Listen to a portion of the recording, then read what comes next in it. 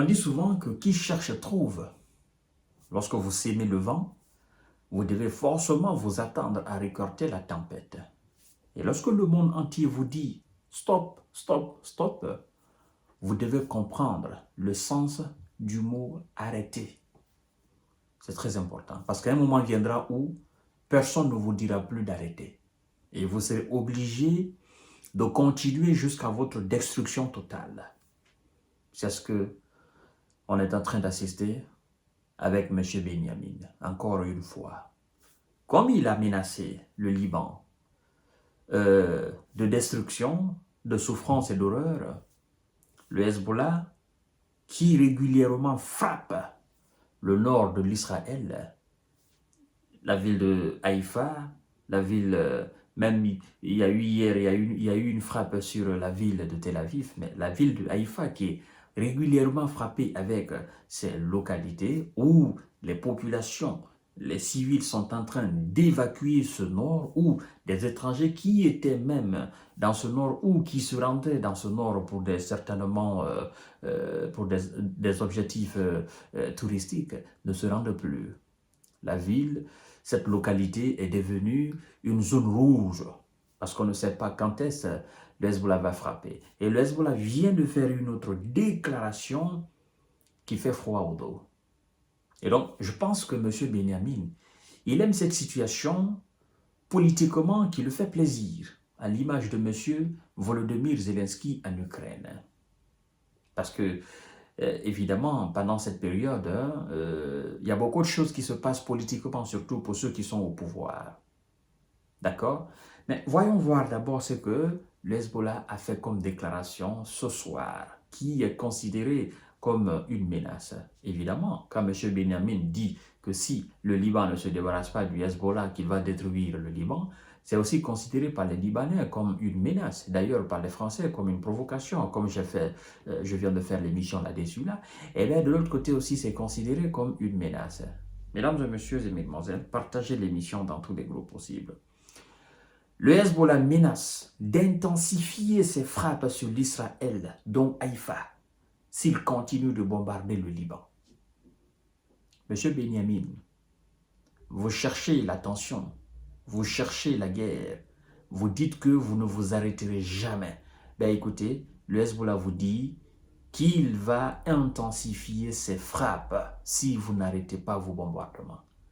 Et ça vous plaît comme ça, que vous soyez plongé dans de l'instabilité, dans de l'insécurité, ça vous plaît comme ça. Vous tirez profit là-dedans. Et vous pensez que, voilà, nous allons les battre. Mais non. En fait, vous savez, toute votre force en réalité, ce sont les États-Unis. Et sans les Américains, vous n'êtes absolument rien. Encore une fois, aujourd'hui d'ailleurs, je suis tombé sur une émission du LCI où il débattait sur une éventuelle représaille de l'Israël après les tirs massifs de l'Iran.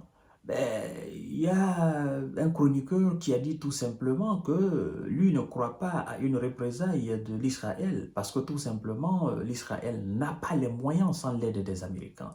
Donc, ça veut dire sur le plan des longues frappes de haute précision sur des installations militaires et voilà, des installations nucléaires ou encore autres installations vraiment stratégiques, l'Iran est passé au-dessus de l'Israël. Parce que si l'Iran a pu effectuer des frappes sans l'assistance des États-Unis, encore moins de la Chine ou de la Russie, et que l'Israël ne peut pas riposter à cette attaque proportionnellement, n'est-ce pas, à ce que l'Iran a fait, ça veut dire qu'il y a un gros problème.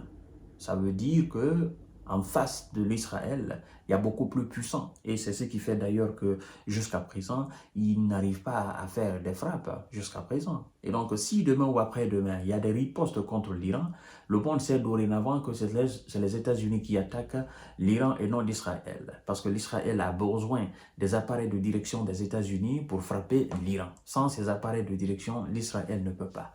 Alors, et l'Iran a fait des frappes sans l'aide de personne. Mais revenons à nos mots-étons parce que nous avons fait une prêche.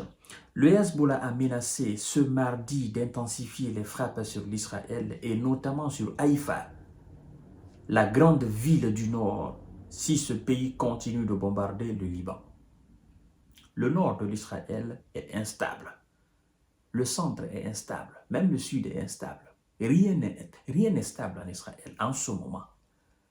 Parce qu'on ne sait pas si demain ou après-demain, l'Iran va encore effectuer des frappes sur d'autres sites qui n'ont absolument rien à voir avec des sites militaires.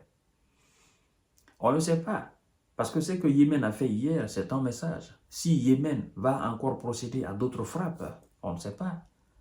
On ne sait pas si le Hezbollah va faire des frappes véritables en profondeur de l'Israël. On ne sait pas.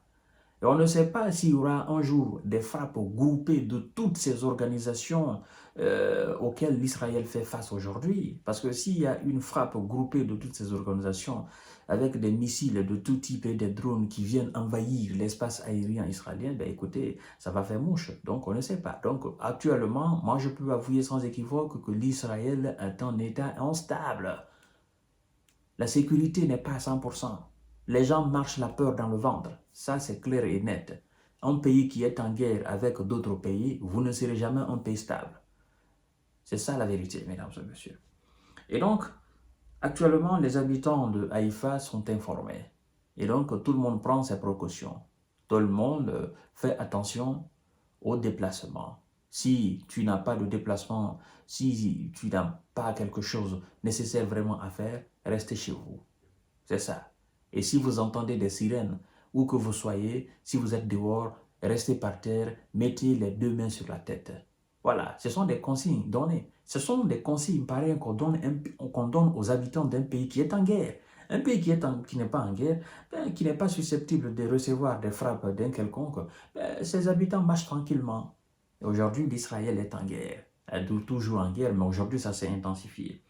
Alors, dans un communiqué, le mouvement pro-iranien a affirmé que Haïfa et d'autres lieux seront visés par nos requêtes, disent-ils, comme le sont Kiryat, Smona et Medoula Doumas, 2 localités régulièrement visées dans le nord d'Israël, le long de la frontière avec le Liban. Donc vous entendez, est régulièrement visé et régulièrement bombardé.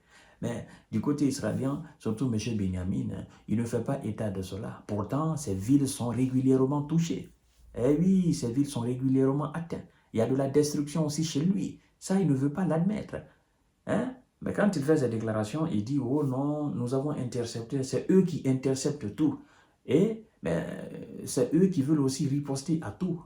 Nous savons de toutes les façons, avec cette communication de guerre, nous avons tiré les leçons, très grandes leçons de ce qui se passe actuellement en Ukraine, surtout depuis le début de l'opération spéciale militaire russe lancée en Ukraine. Nous avons appris beaucoup sur la façon dont communiquent les belligérants et les co-belligérants. Donc, mesdames et messieurs, voyez un peu, la guerre appelle la guerre, la vengeance appelle la vengeance, la destruction appelle la destruction. Monsieur Benjamin menace, le Hezbollah menace, nous allons voir. On dit souvent que dans le combat des grands, c'est la finalité qui compte.